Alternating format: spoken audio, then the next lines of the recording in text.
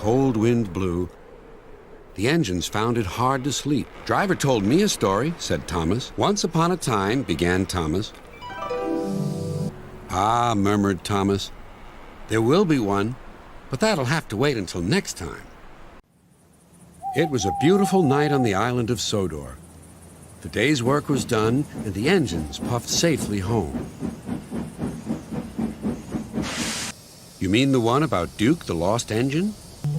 So Thomas began, and here is the rest of the story he told. And that, said Thomas, is the whole story. Did you like it? They were all asleep, too. One morning, Percy was impatient. He was wearing a new coat of paint and longed for everyone to see it. The other engines were still dozing, but not Percy.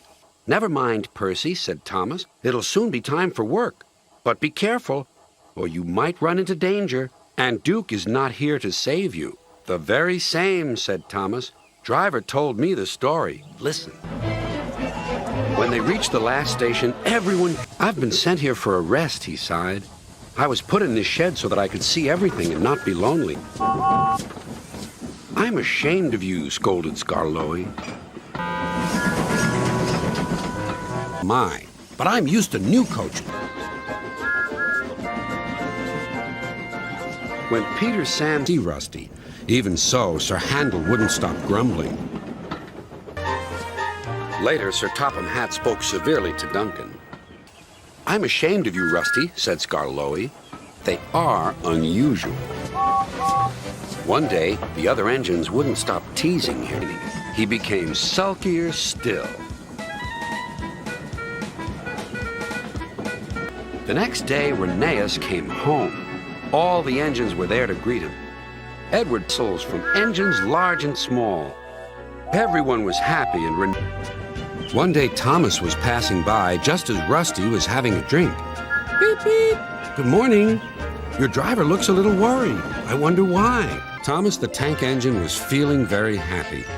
His blue coat shone in the sun, he was right on time, and all around his branch line, the countryside seemed prettier than ever before. "Beep, beep. Good morning, Percy," he whistled. "My branch is the pride of the line, wouldn't you agree? But what, Percy? Out with it. Who? Where? When? Oh, someday." And Percy hurried away. By now, all the other engines were talking about Stepney. Thomas was feeling a little jealous. "Huh! It may be famous, but my branch is the first on the line. Everyone knows that, too." And he huffed away to fetch his coaches. At last, Thomas arrived. "Sorry, can't talk. It's time for my last branch line train. Mustn't be late." "Why are we waiting? My passengers are being delayed." "Sorry, Thomas," said his driver. "We're being shunted to allow another train to pass." Soon they heard an unfamiliar puffing sound. There was Stepney with his headlamp swaying and whistle blowing. He gathered speed and disappeared.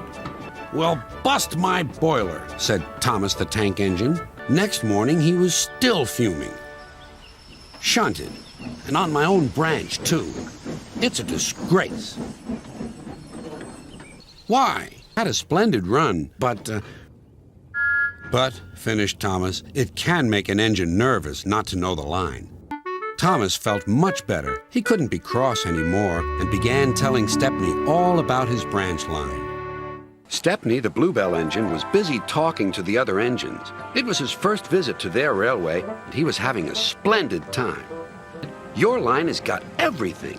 It's long enough to give you a good run, so you need plenty of cars. Cars are fun." Percy was surprised. All the engines thought cars were trouble. "You're welcome to take some of mine." Thomas and Toby were speechless. Stepney took the cars to the harbor. "Coming to an end," said Sir Topham Hatt. Then he turned his attention to all the other engines. "That means this diesel is difficult," snapped James. The diesel surveyed the shed. The engines glared, furious. Next morning, they held an indignation meeting round the turntable. goodbye to Stepney.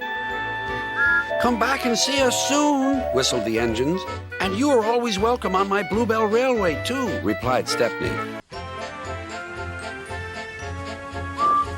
Thomas the Tank Engine puffed happily along his branch line with Annie and Clarabelle. He looked at his watch. "Time and really reliable." "Thank you, sir," whistled Thomas. "Ooh, right on time and really reliable," hummed the coaches. And soon forgot to be tired and cross. That night he told the other engines all about it. Gordon and James felt sorry for Henry, but still teased him. "Never mind, Henry," murmured Thomas.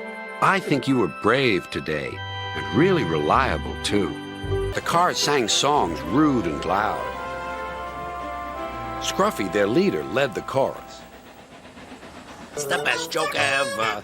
Thomas, Duck, and Percy were shocked. "Be quiet," they ordered. At last, the engines gave up. "We're sorry, Oliver," they said. "It's really my fault," said Oliver. One evening, Thomas brought his last train to the junction. Percy was glad to see him. "Yes, I am. Why?" "I think something's up."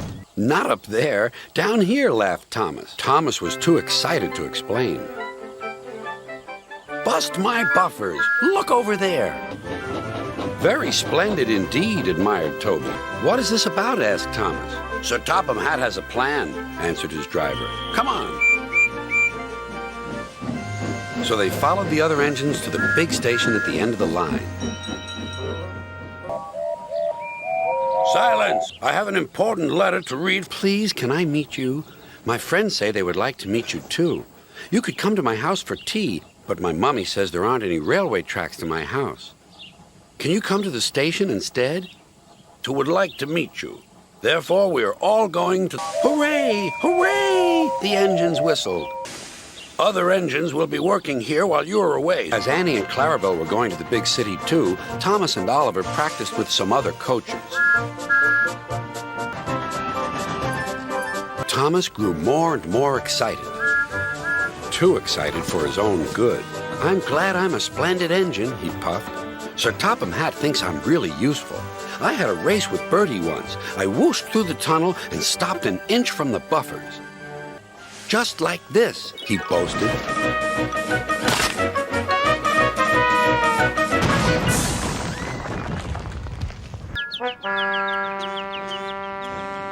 No one was hurt, but Thomas's front was badly bent. Poor Thomas. "Go."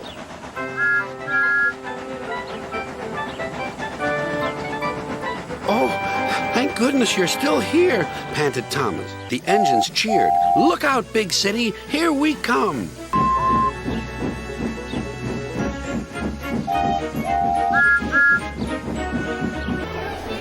Later in the big city, all the engines were lined up in a splendid shed. The children were delighted to meet their friends. "I'm glad the little girl wrote to us. Isn't it wonderful what happiness a letter can bring?" Gordon the big engine and Thomas the tank engine puffed buffer to buffer back home. It had been a busy day. Then Thomas fell down a mine and Gordon came to his rescue. "Remember, Thomas," called Gordon grandly. "I'll remember," replied Thomas, "but I hope Sir Topham Hatt forgives us soon." Suddenly they noticed something. As the two engines whistled into the sheds, "Bust my buffers," said Thomas. "What's happening?" "The Queen herself is coming here to visit us." Gordon and Thomas were waiting for him. Please, sir. May Thomas have his branch line again? I think you are both sorry and deserve a treat. Gordon will pull the train." It's hard bringing people to the town. Thomas sorted out their coaches in the yard.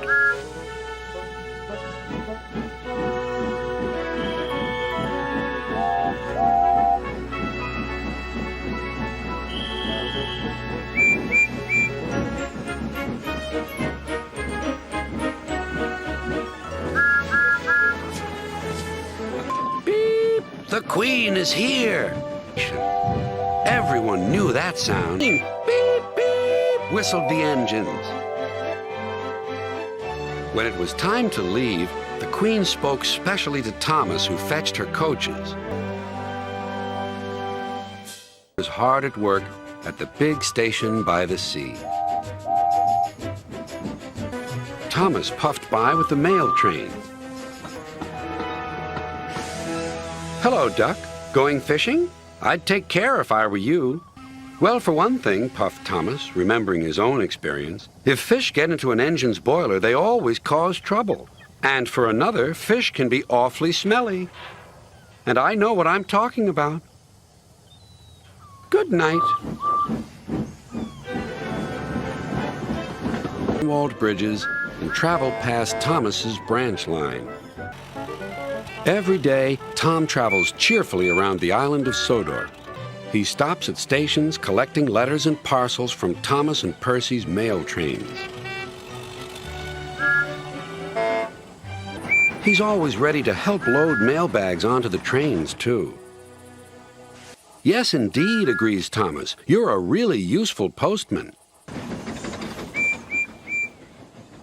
Next morning, the engines were glad to see Tom back again, but he looked very sad. "Too expensive to run. I wish I could cheer Tom Tipper up," sighed Percy, the small engine. He was just wondering about how this might be done, started away. "Oh, no!" cried Percy. "Now there'll be trouble." Percy's driver quickly stopped the train. "Mr. Tipper," apologized Percy, "it wasn't your fault." Tom Tipper soon found out.